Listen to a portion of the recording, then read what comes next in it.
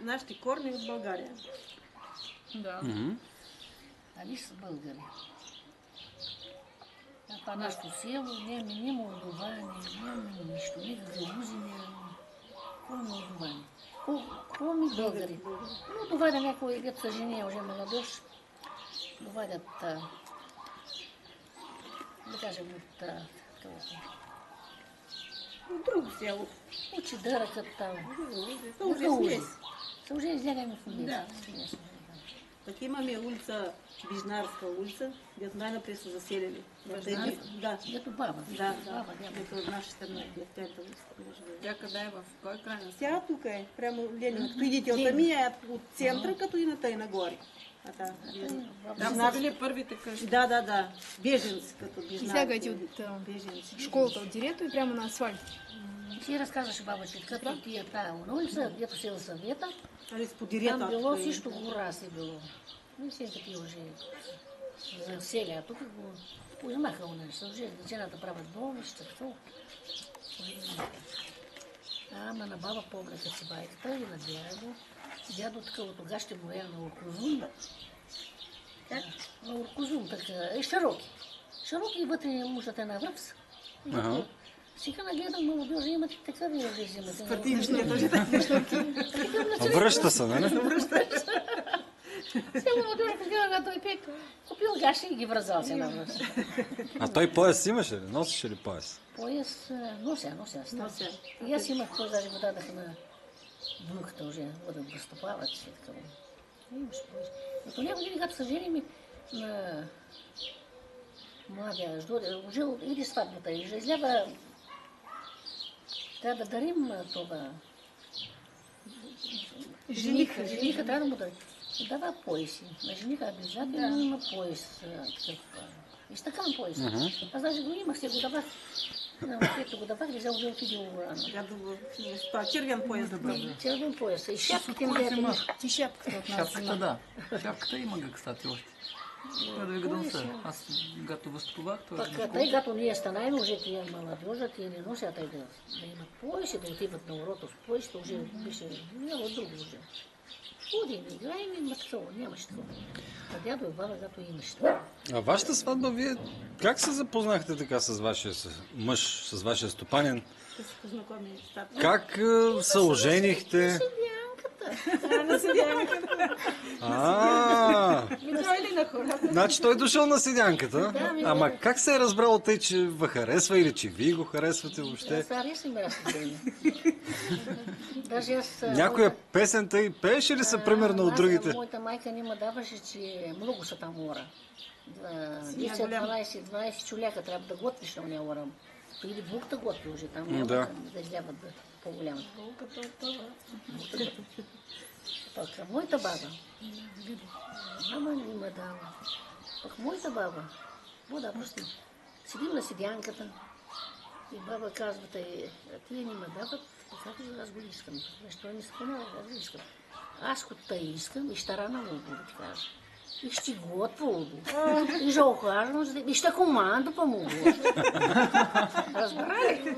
Аз те исках, ма ти дъж хора усетих. Сега не ме дават. Нашите не ме дават, имах една Лилия. Лилия ме удари един път. Ма би ме дава един друг, че той е наследник и Батова не е наследник. Той има още брат още, това са дели. Колкото някой години гледа да бъде наследник, че каквото да не строиш повече, то няма да купиш, то беше такова. Не като когато беше в Русия, не купуваме дърво на разум. Не, нямаше такова дядо. Румънци, кой ще продаде дърво? Няма. Леля ми даде един том, аз разбра неща. Аз казвам да ме бидете колкото, че аз не го не гоща. Разбрали, че аз не гоща. Аз късно уже вие сте, като не гоща. Аз не гоща, нашите ме дават. Чудни. Баба довадила седянката. Баба вика, стой, не се карайте, не бийте. Аз ще да на седянката, ще видя това лапи, дето довади през лези. И баба, па той беше такъв здоров, применено, тя бяха хазяи, сновайка в ръцете. Аз му се понравя и по разговора, като леко. Трябва малко на работа и мина за тези години, на работа и ми свита. Ние направим $2 на толоката. И нашия третия. Баба казва тъй, аз ще да по сянката ще върва и ще го видя. Баба вървяла, тъй като ние седим. Там финира закачан беше, защото скота свети ще гледа. Сега света ли? То не е финира. Баба вървяла, по сянката вървяла и дошла. Дошла и го видяла. И отишла и казала, няма какво да бити, няма какво да я съкарате, тлапите обул. И баба му поддържа. Моята баба тя му поддържа. Така. Да. И си го живех. Ма той му слуша.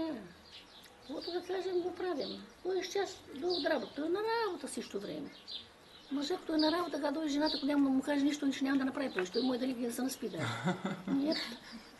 Кой искаш да работим? Ние да кожа правим. Дойде не да кожа работим. Ние да кожа правим. Има наготовено, значи. Наготови на работа. Наготовено на работа. Мислено. Да. Планирано. Значи, кой вкъщи определя какво ще се работи? Как? Кой определяваше работа вкъщи? Дома кой определява работата? Да. Хазяйката трябва Хазяйката. да определява. Хазяйката. Няма да тя ще води да гуляе по пътя, али няма си ще води туда-сюда. Той гадо и кой знае. Ти като дойшъл дома, нали знаеш нищо? Няма, не знам. Кой работа, чуж знае. Аз като хазяйката, като дома, тя уже трябва да знае. Ага, не иска, това ще правим за нас, това ще правим. Значи работа върви. Работа пойде от напред. А мъже, ако казва, няма да върви, те ли? Ако не ще той, някой не ще да работи. За моя хазяин никога не ми отказа. Не, казвам, че примерно мъже да казва какво да се работи, той не знае, така ли? Той не знае от дома какво Не става. знае. Мъжа и той е постоянно на гостинен вкъщи. Гостинен. Гостен. Да. Той не знае нищо. Той на работа цял ден. Сам сутка било ли, каквото било. Той го няма. И докато няма да знаеш нищо, И как ви беше сватбата, значи? нашата Вашата сватба. Как? Значи видяхме сега баба, ако не беше баба ти, значи ще видим. Да. Но добре, бабата бабата свърши. да я споменем с добро. Ма дават на един. Той не изчак от мене. Бил такъв, бил наследник. Твоето наследство. Твоето наследство. Аз искам човек хубав, да мога да работя с него. И да знам, че за какво работя аз. За какво ми оня? Нет. И тъй баба подразя. Един шамар изядах, няма нищо. Той е промил. А дигахте ли голяма сватба? Правим ми как? По някои години правим, знаеш как сватби правим? Тъй дълго. Тъй. Петък вечерта варим фасул, картофи на игри съде, младеж. В събота вечерта уже али сватба отиват взимат кума.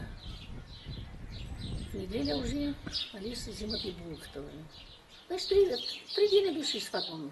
И понеделник се пее. И понеделя петя уже. Само дали сватба. Понеделник какво е било? Как? Понеделник. Понеделник е като Сладка ракия. сладка ракия, викам ми. Аха. И една сладка ракия, да. Седай. Това в понеделник това се върви, обича такава. Да. Някой път може да не е сладко сега. То. Който някой наруши, може да не бъде нищо. Да. Бал по-разному. И как, значи, сватбата? Сватба беше Разкажи така. Аз съм ти казвам, сватба ми беше убава, и аз отида ми да работя, начина ми да... Там хозяйство имаше голям, тати Света разимаше на попа земята, прави ми градина и нашата беше 10 хектара. Ние работим и всичко време бяхме в работа. Излизам от къра, отиваме на градината. Работим. Ти само за работа ми говориш сега. Той иска за сватбата да разкаже. Кака ни беше сватба? Ти кажи сега, добре, айде за работа ще си говориме. Като отивахте да работите, тъй някоя песен, нещо не пеехте ли? Пейте ли на Или там на полето, докато работихте, пеем. някоя песен, така, нямаше ли някоя жена да се провикнете и примерно и да почнат някакви песни там? Тя няма да се изправикаш, но пие. Не да се провикне, ма така да запее някоя песен, Не примерно. бяхме свободни. Там, че женала не знам си коя булка, пък се забравила бебето на нивата, пък не знам си какво. Какво да правила? Да речем, забравила си цял ден женала, защото направила облог, че тая нива ще ожени за един ден, пък си забравила детето на нивата. Те трябва да беше пияна, наверное. То от много работа човек тъй се напива. Забравя детето. Нямало ли такива песни по ваше време? А ти имаше виду за пясна такава. Такава си запомни. То беше много песни. Ние пели на къра да копаме пели. И на седенки ще идем да пеем, и на кишията на Мало ще идем да пеем. На Малото голямото не пеем, там музика свиреше. А на сватбата? И на сватбата пеем. Я сега кажи за сватбата сега. Пак стигнем. Как пеем за сватбата? Как дойдоха, примерно, как дойдоха да те искат тебе сега? Как бя да се глупява. За невеста, как те Как се искаха? годяват? Как се годяват? Годяват, знаете ли? Старите, Видиш? като младежа, които се искаме, старите го гоя уже, с сватата уже. Неговия баща, моя баща, да кажем, Пристелка се дава. пристелка даваме, седика на китки даваме. Тъй, иди, пити, Аз ще го обновя маленько. И тъй сватбата беше, хубава беше, красива. О, когато ми годиш да правим, годиш правим. И то беше 42-та година в войната. Той като докара музика от Айдар, Галуи, като свират, красиво свират. Като докара на музика, аз като ми е драго, тя такава красива музика. И хазяина ми е още обув. Даже няма какво се нарадуваш. И музика ува, и мъжа ув. И мъжа. И така, докара, дядо ми ще докара една музика, с една къса каруца, докара музиката, свира, докара напреш, да ще докара музиката и да докара момата. И седи гържа за кара от тях. Напреш да кара музика, да докара момата, дето ще правят годиш, за който е годен. Пък седи гържа за кара музиката уже от тях. Седи гържа да се събират всичките старики, там роднини, кица, уже доваят тук на годиш. То беше много красива музика, много беше страшна нощ. Като начина да воят европлани, 42-та година. И в къщи свирия, и в къщи играйни. И запушени ми цакалата даже. Самолета му го правея. И да види свет, и начина да бият, и да избият. Беше красиво, беше паршиви години. И те 42-та година беше много беше. Не знам, на мен беше аз се исках, нашата мина беше убава. Ма просто ли времето беше, ма каквото беше.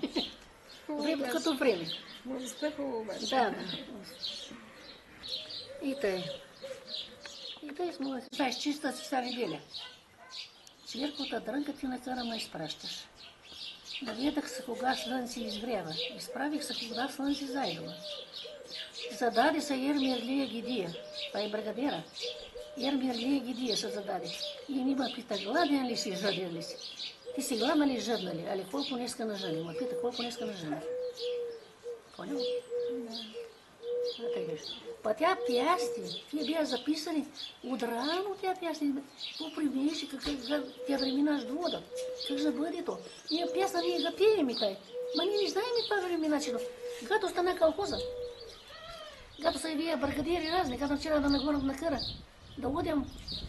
И с малки деца водим на къра. Имаш по-никой, те даже не те знае, ти имаш еди колко хектара да копаш. Взимай си детето и време, ма няма каруца да те вози. То няма каруца.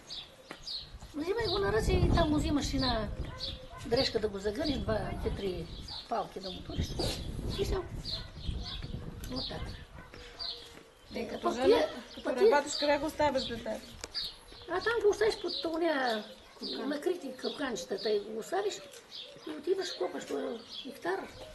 Знам, че Тодор беше маничък, като го остави, че отида далече да копам. Че се зададе ала и не будта такова, го открити това е те. И аз като бягам от този край си бросих и мотика и всичко, и като бягам да видя, не са удуши. Това падна, каквото има, то беше накрито, па навръзлило. Пък един път го взеха на къра, няма ско.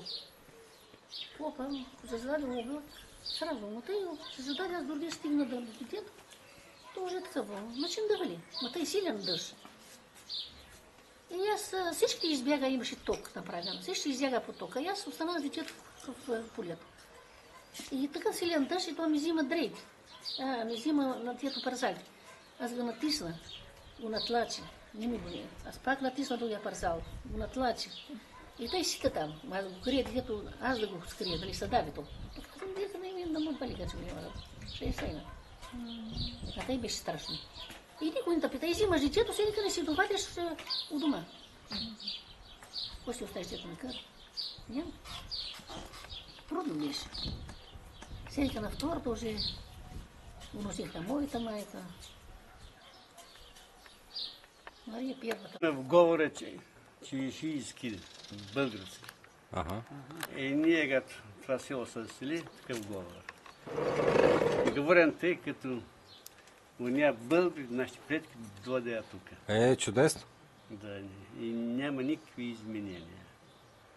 А как се казвате ви?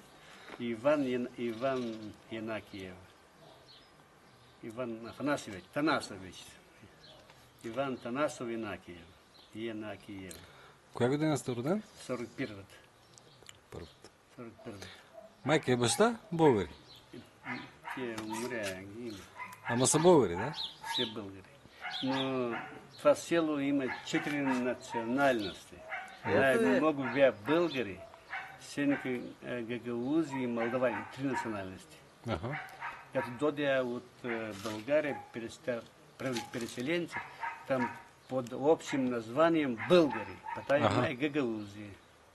Значи те не са били нещо отделно от българите тогава. А? Викам, не са отделни от българите били тогава. Да, Гагаузите. има и гагаузии. Ама И и те са били като нас. да, все така, но говоря и Говориха по турски. Да. И по български се знае. И Русията помага съдя на българите. И гато 1850 година. Правя перепис на Средния Бесарабия, тогава тя гагаузии се записая българи. Да им помагат. Да, българи. Но и постепенно от Молдовата доведя до този тук да живеят. Да, там 7000 гектара земя и тонка на те просят, давайте още ора. И тонка на тя молдовани качевники, пася овца и добитък тук начинат да се заселяват след това село. И моята фамилия трябва да бъде Янакиев. От слово Янаки това е молдавско име. Значи нашите предки молдавани. Но в молдавско. основном бяха где-то 65%. Що да е молдавско това име Янакиев? Янаки име. Старинно име. Мислите, че е молдавско? И молдавско. И има и в България Янаки. Да, Янакиев. Да. Аз това казвах на И Петър. у нас има Янакиев фамилия. А като вже тук у нас при Марията написах като Янакиев. У многите написа. А слово в город Янакиево, Донбаса, те се получи. Но моите предки българи, това е молдавани. Откъде са дошли тук? От кои части на България? Сейчас. Старите. Имаме 4 масови преселявания. Да. Първия път 1819 година от Добротич, Варнински округ. Аха. Добротич. От Добротич или от... Добротич. Да не от Добруджа? Не, Това от... Добротич. Добротич, селото, така се Да, казва. то село, где-то 40 км от Варна. Додя, тук в Троян там. Има Троянов вал, знаете това, Троянова вал. Да, знаем, да, чули сме. И там се кончава Нижний Троянов вал, долния Троянов вал. И направя село Троян.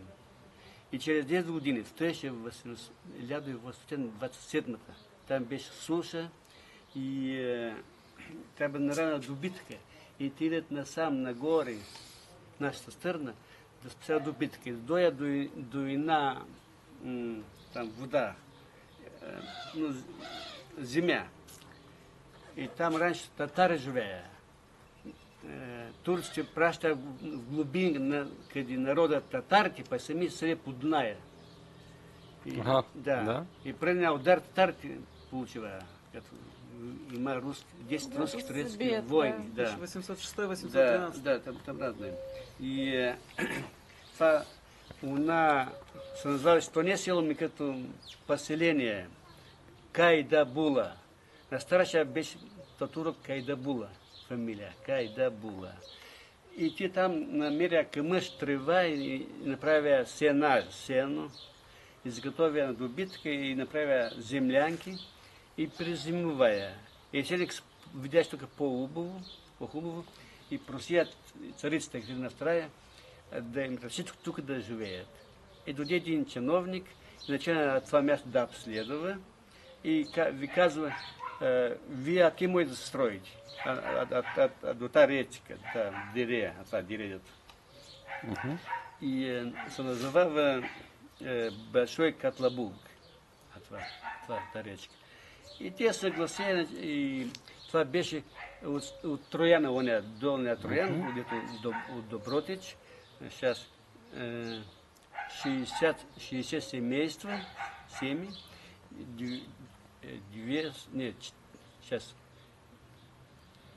287 душ. Да видя так. Душ. Да. Приблизително.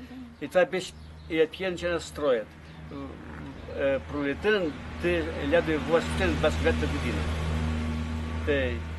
Това първо масово такое преселяване.